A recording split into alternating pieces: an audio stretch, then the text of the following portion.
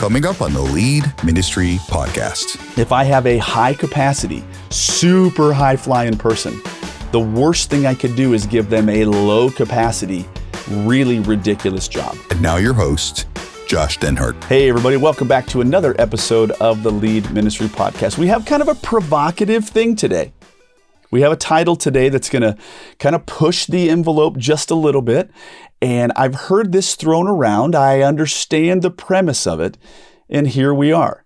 Dumbing down volunteer roles. Is it a good idea or a bad idea? Now, Bill, grateful that you're here. We have a lot of fun doing this. We always jump right in. You've heard this idea and the danger of dumbing down a volunteer role, have you not? Oh yeah, like if you make something too simple or too spelled out for people, then like they're not using their brain, they just become drones. Like, is that a good thing? Don't we want really awesome people to put their own creative handle and touch on this? And the answer is yes, we do. But there's a timing with which we want their creativity and their awesomeness.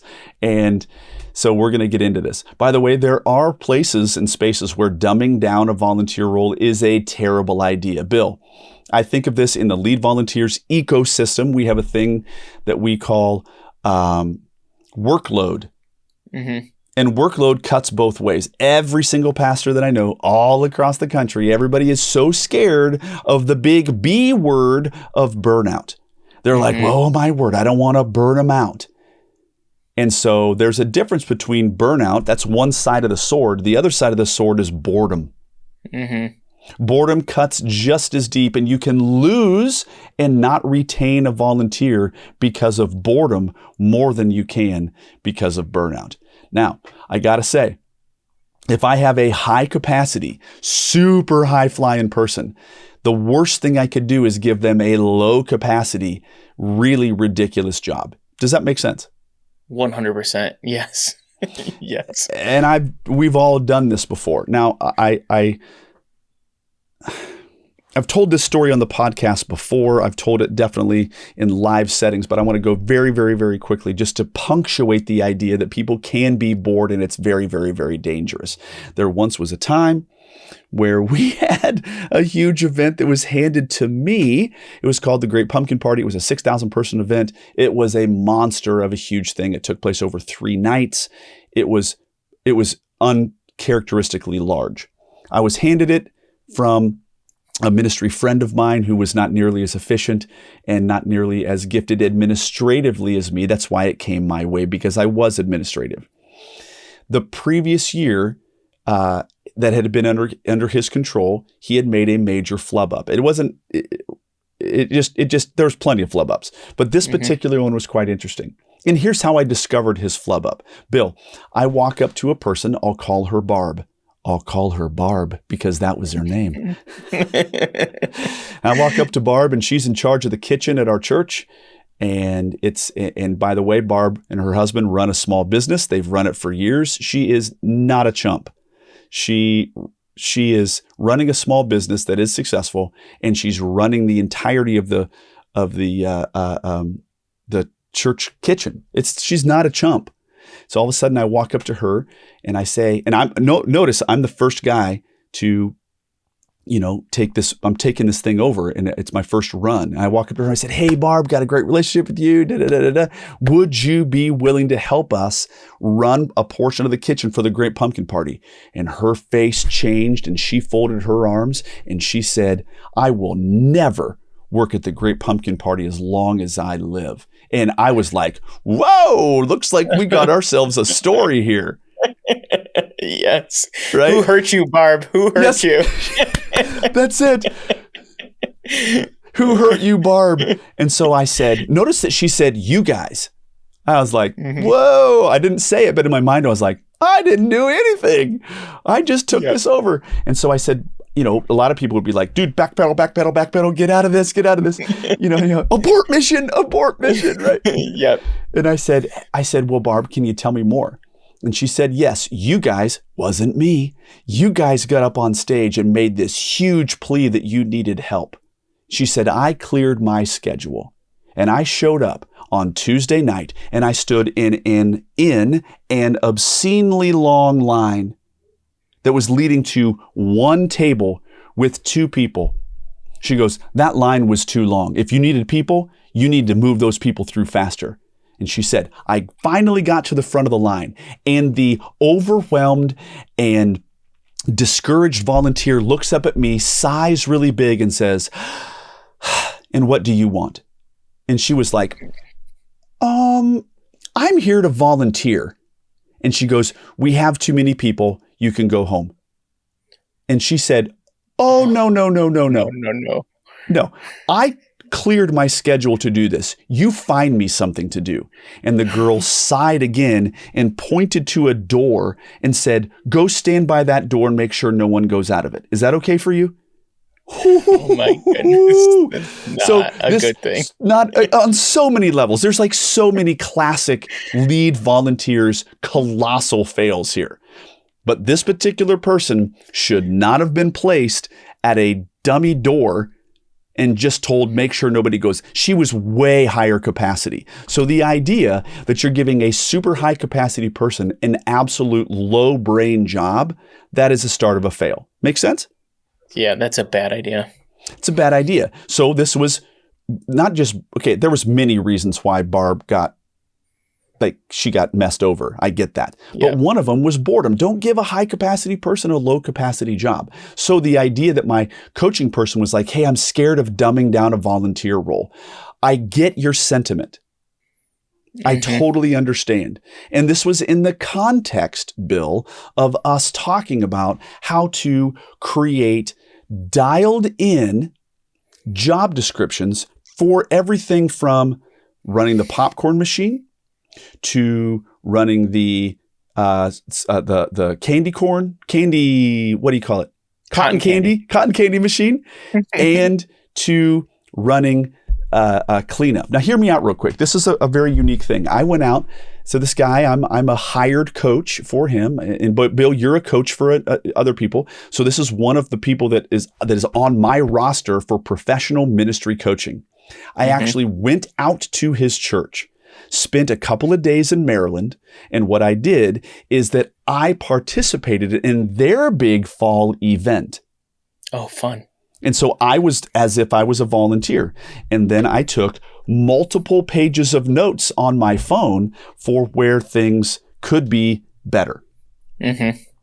And yes, I had a whole laundry list of things that were super low-hanging fruit that he was in the ministry and I was looking on the ministry. Make sense? Yes, absolutely. So I made all of these suggestions, and when the popcorn machine and the cotton candy machine, nobody knew how to run them. That's really a good idea. We're like, the event is starting at any moment here, right? And so we were kind of scurrying, and I said, and I wrote down, take photographs of this machine, go into Canva, take that photograph plus an arrow. If it's a multi-page with a little ring clip and it's been laminated, and then it's like a step-by-step process that any dummy could come in and run the popcorn machine or the cotton candy machine. Or it's like, hey, here's the step-by-step instructions. And here's the visual of the sweep thing with the little, the basket that has the attached sweeping thing. You know what I mean? And so, by the way, no shame. No shame. But I myself had to go find that little sweepy thing in another building of their church facility because popcorn was kind of like beginning to build up. And so I just took it upon myself to go, well, bro, just go find some sweepy thing and start sweeping. And so then at the end of it, I said, hey, by the way, you need to have an official role for a sweeper. And all they need to do is, and I said, and what you're going to do is you're going to take a photo of what this little sweepy thing looks like. You need to buy 2 more. You need to show, here's a photograph of the cupboard where the rolls of whatever, trash can liners, and you need to show where I had to figure all this stuff out myself. I don't even go to this church. Okay. And then I had to find out where the dumpster was. And so then what I said is, all you have to do is just think ahead and codify every SOPs, standard operating procedures, if you are going to sign up to be the momentary trash and cleanup person who's just going to kind of like do a once over every 30 minutes, just like I did. Here's your job. And this is exactly what it looks like. And his pushback was, am I going to be in danger of dumbing it down? Because one of the guys that he was going to hand this to is a full-on high-capacity engineer. And I said, love it. Love it. This is not going to be a dumb job for him. This guy is going to walk in and see your laminated card, and his engineering brain is going to be like, I love this guy. Right. Absolutely. Because I know exactly what I'm supposed to do. It's very clear. It's listed out for me. Yep. And so then this super high capacity person is going to be like, oh my word, somebody honored me, because it took them quite a bit of time to take a photo, to put some arrows, to put pages, to laminate, to put a ring on. They actually have put heart into this. And I'll tell you the truth. Listen very carefully. At the end of our conversation, so I went to his church. I took all my notes. I then suggested, it was a 2.5 hour coaching call. It ruled. And at the end of this, he was like, man, if every ministry across the country did this, how much kingdom ground could we take? And I said, tell me more. And he said, because volunteers would walk in, they would feel like somebody really actually cares. They would be able to get a ton of stuff done. And I said, but I got to make sure you understand. He says, what am I understanding? I said, this isn't dumbing down a role. This is dialing in the role. Yes, absolutely. Also, it's ensuring that there isn't boredom, and they're ensuring that it isn't burnout. Because if this guy has absolutely no, hey man, just make sure it's clean, and then you run away from him.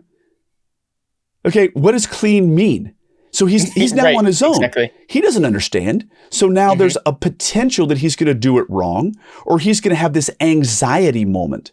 Do you realize how problematic it is for our volunteers to walk into, you're thinking, okay, Bill, I got to just go off on this for a little bit. I was in ministry at a church for over 10 years. And then when I quit and I'm doing what I'm doing now, we went to a different church. Then I went to go be a participant in a house group. And the level of anxiety that I experienced was off the charts. Can you believe that? Yeah. I worked at a church for over a decade. But when it came time to actually go be a part of a house group, I was like, so how much more do regular people who have no ministry context, they're afraid too. Yes, absolutely. They don't know what to expect. They don't know what to expect. So all of a sudden, if I do my job and I make a nice little laminated set of cards that tells exactly what to do, I have just lowered people's anxiety. Right. Absolutely. Yeah. And I would say that it's not like, you're right, that it's not the term dumbing it down. You're not dumbing anything down. What you're doing is you're giving really clear instruction and parameters for how to do that task well. That's exactly right. I am detailing for them exactly what it means to be successful, which is what every single buddy wants. Right. Now, he said, but what about their creativity? And I said, okay, hang on. So you got this high capacity person and you're giving them a rather low capacity job of just kind of cleaning up. And you're afraid of that, right? He said, yes.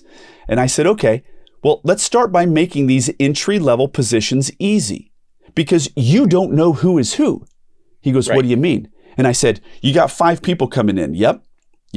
Well, this person over here, he's the thumb and he is this high capacity super engineer that is he's going to crush this. But these other people, we love them, but they're just doers, okay?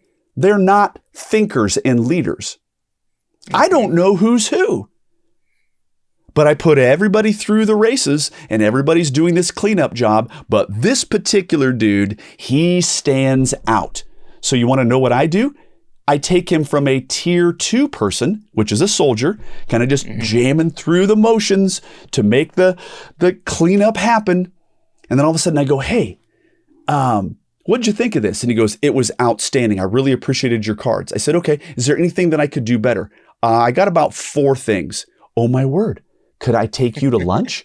Yes, Yes. I have now just made him a tier 1 person who now is going to put his creativity at the right time. Yeah, I love that. Yeah. And it's important to know that just as you can identify those people who can be tier 1 and they can speak into it, there is a certain segment of people who volunteer in ministry who just want to be tier 2 people. That's and it.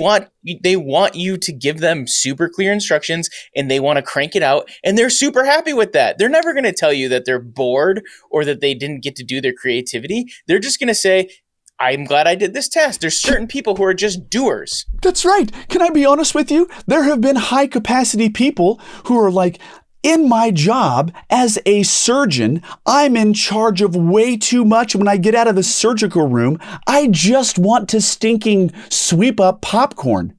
Yes, absolutely. He goes, yes. I don't have any time or energy to do, but I want to serve. Can you give me a low brain job? Yes, sir, I can. Yeah, absolutely. Let me tell you something. Now, creating lead ministry and doing coaching and creating all of these, it takes energy and it takes a lot of work and it takes a lot of resources. It takes a lot of my capacity, I'll tell you what, and I'm tired at the end of the day. Fantastic. But there's this thing once a month, as well as once a quarter, that we go to this place. And it's the Iowa's oldest food pantry, and they want to create. They want to have a food pantry that resembles as close as possible, from a dignity standpoint, a real grocery store. That's cool. And so we go in there, and it is one of the best moments of my life, because then I get to put, like, it is a start and stop. And during that time, I get to make sure that the shelves are organized with, garbanzo beans here, green beans over here, and stewed tomatoes here, and chopped tomatoes here. And I literally have this endorphin rush, but it's a low level task, but I love it. I don't want to go in there and try to rethink of the way that they're going to integrate with the governmental systems that are giving them their canned goods by the pallet. I don't care about any of that. I want to plug in and do a brainless thing that helps the kingdom move forward. And they afford me that opportunity. Yeah. Yeah. And that makes a lot of sense. Like, one person's ministry task could be torture for another person. That's right. That's right. But you're like a person who, like a ministry task can either be torture for somebody or it could be exactly what they wanted. And it really has to do with what they're called to do at that moment, and who they are as a person. Yes. Because listen, if all of a sudden God called me to be the head of Bidwell, the oldest Iowa, I could find a way to make it a touch more efficient, because that's just the nature of who I am. Right. I'm not called to do that. I'm called to do a brainless task, and I feel unbelievably fulfilled in it. Yeah. I love that. So at the end of the day, tier 1 and tier 2, I think this tier 2 task, which is soldier-like, I'm honoring people by having dialed in ministry instructions. And so I don't think there's any dumbing down of this. I think that the danger is saying, hey, I don't want to dumb this down, so I'm not going to do anything. I'm going to come to them and say, hey, solve this for me. They're going to solve it according to their own organizational strategy. You're not going to like it. They're not going to fit into the grander system, and it's going to be a hodgepodge. Okay, now, Bill, I have to say, before we clicked record, you brought up a very interesting thing, that you had a life experience. You used to work at a movie theater? Oh, yeah. I was all in on the movie theater at age 16. I used to work there, and I started out literally, talk about dumb jobs, right? Not the whole thing. Just when I started there, to test you, it was your entire shift is standing at a booth ripping tickets in half. That's all you did. They called it usher. Right? Yeah. You weren't ushering anything. No, you didn't usher anything. You literally stood there, you smiled, and you ripped the ticket in half, and you said, there you go. That was it. That's all you had to do, right? That's where I started. But eventually I worked my way into being a projectionist. And the projectionist at the time, now movies are digital, right? And they send you a disc, but at the time they were real film. They came in 6 different pieces, these big rolls of film. And the goal for the projectionist wasn't just running the movies, but you had to put the movies together as well on Thursday night. Them. You had to splice them together. Yeah. So when I started, it took me probably 6 months to learn how to set up all the movies, because you had these traps that you had to open and close. You had to put the film through here. You had to make sure it was all done correctly. And I was just like, if somebody would have asked me how to do something efficiently in that moment, I would have had zero idea how to do something efficiently. I was just trying to do it right for the first time. And so I needed lots of instruction. But eventually I got to the point where they were like, hey, you're really good at this. You're really efficient at this. You understand the process. What if we made you a supervisor? What if you became the head projectionist? And I said, okay, let's do it. And so as head projectionist, then once I knew the process in and out, I could say, here's how we need to do this. Here's how we need to do this. Here's how we can train new people. I wrote the projectionist manual at my movie theater because they needed that in order to train new projectionists. Time out. So you were a tier 2 person. You were a soldier following their instructions. Even though they weren't that great, they were good enough to get it done. And then they saw that you were good enough and they said, hey, you're good. Can we ask you some questions? What do you think? And you're like, oh, I got some ideas. And they said, yes. Fantastic. You're now tier 1. Now we want your intelligence and your creativity. Yes, absolutely. Now let me ask you, how many other projectionists were you in the milieu with who never got tapped to become a tier 1 person and rewrite the stinking manual? How many peers were there? Oh, there was like 5 or 6 of them. So there were 5 or 6 people. Let's call it 5. There were 5 people who were all just going through the motions that they had set forth. They were all tier 2 people, all 5 of you, but you happened to be the one who was gifted enough. You rose to the top. Those who are faithful in little are going to be faithful in much. You rose to the top. And then there was an opportunity now to exploit that gifting and that creativity. And they did that. That wasn't for everybody. It was just for you. This is the essence of the entire podcast. Yeah. Totally. And it's a matter of, when I came in and they showed it to me, I literally just had to memorize everything. But if I would have come in as a tier 2 person, if I would have come in and they would have said to me, here's a picture of how this trap is supposed to look. Here's this, that would have been amazing to me as a new person. That would have been awesome. And I probably would have rose through the ranks even quicker. And so you're not dumbing it down by showing the processes and building the structure of all that for people. You're helping people move through that process of learning it so much quicker so that you can raise the top and become that next tier. Right. Because let's do the reverse. Let's say that they had you ended up redoing their manual. Am I right? Yeah. Well, they didn't really have a manual, but okay, they didn't. Okay, so they didn't really have a manual. What I was getting ready to say is, let's imagine they didn't have a manual, and what you're telling me is that they didn't have a manual. Right, they didn't have a manual. It was just, I'll show you, you learn it. And so then they would actually took another human being out of play in order to show the new human being how to do this.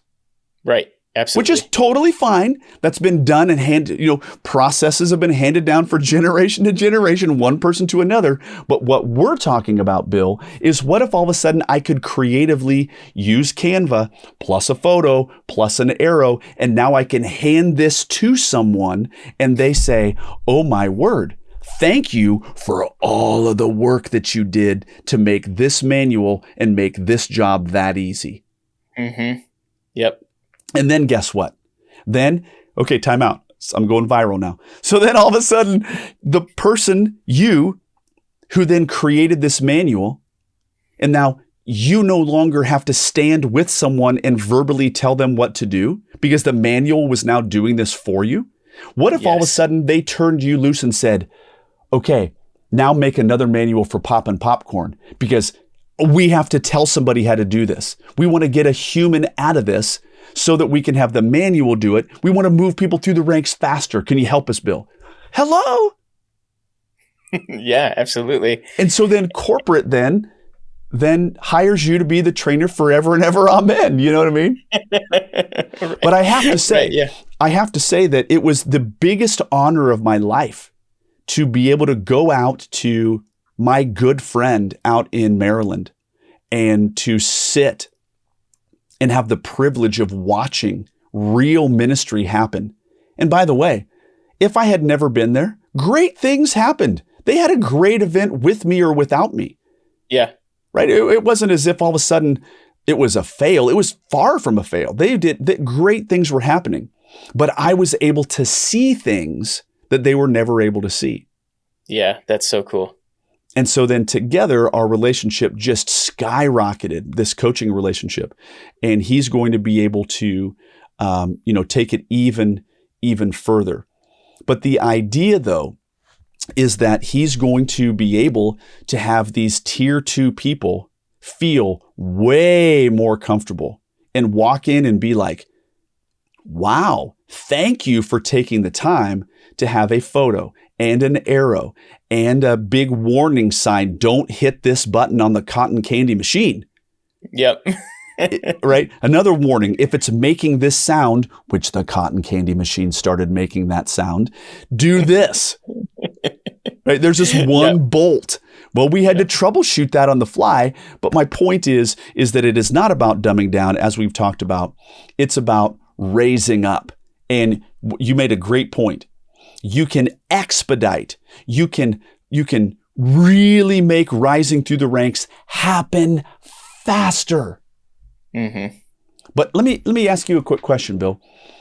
Does taking a photo, does writing out the fewest words possible to communicate it, having an arrow, taking that thing, getting it laminated, putting a ring on it, then maybe before laminating it, sending it through a couple test runs with like cold, random, never done it before people. And they're like, yeah, this part, I keep getting stumped here. Oh, you got stumped there too? I got stumped there too. And then I rearranged step 3 to be step 2 because I didn't really think it through and I put it through the run. Mm-hmm. And then after I tested a couple times, I then laminate it. Do those things happen on their own? No, definitely not. Who does it require to do those things? The people who know how to do them. That's us. Yes. Absolutely. So it's my 40 to 45 to 50 hours a week. My time is spent building these things. Why is it spent doing that? Because my job as the pastor is to build up the body to do the work of the ministry. And if I hand them something like this that's dialed in that I spent my 40 hours a week doing, that is now forever and ever, amen, put into stone. And now other people can participate in ministry, lay up treasure. Everybody's happy. Let's go make some laminated cards. Amen. Oh, yeah. Amen. But at the end of the day, my coachee, the guy that I'm coaching, is a very, very good friend of mine. I have so much love for him. And he said, I just future-proofed myself. I said, what do you mean? He goes, if I do this, I can leave the ministry and it'll carry on without me. Yeah. In addition, what he said is, I said, once we got it kind of solved for their fall festival, he goes, well, this could totally work for our Easter thing. Yes. So you're doing some of the same things. You mean to tell me that you have cotton candy at your Easter thing? Yes. Well, then 2 birds just got stoned. Yeah, I love that. Yeah, it's replicable. It is. And then guess what? When he gets into a rhythm and does this, then the interesting thing that's going to happen is that all of these little laminated cards with arrows, every single one of those things, they're going to look like first cousins of one another. Mm-hmm. And so when this person who does whatever, cotton candy, he's getting ready to set up the outreach table that has your brochures, and he's like, oh, I call this the caveman factor. Oh, me see card, me see arrow. I need put packet here. Yes, because they look identical. There's like a cousinry because you created them all. And now it's not like, hey, this random person who has their random organizational strategy and they have this other no. It's all the same. Right. I'm used to following these processes laid out in these steps. That's exactly right. Oh my word. Dude, I'm all fired up. I need to get me a laminator, brother. We have one at our house. That's how much we love the laminator. Oh, dude. That's like crack cocaine for me. Well, this has been good. This has been a very, very, very good podcast. And so the answer is that I don't think any of it is ever dumbing anything down. I think it is going to move people through the ranks even faster. Bill, this podcast has been a blessing for me. I think it's going to be a blessing for others. Thank you, buddy. Yeah, thank you. All right, man. Well, gang, we will catch you guys on the next one. And I want you to codify, solidify, standard operating procedure for everything. Go get yourself a laminator and change the world. All right, we'll catch you guys on the next one. And that's a wrap for today's episode of Lead Ministry Podcast. Don't forget to subscribe and leave us a review. Make sure to follow us on Facebook and Instagram, and visit leadvolunteers.com for more episodes and resources. Thanks for listening.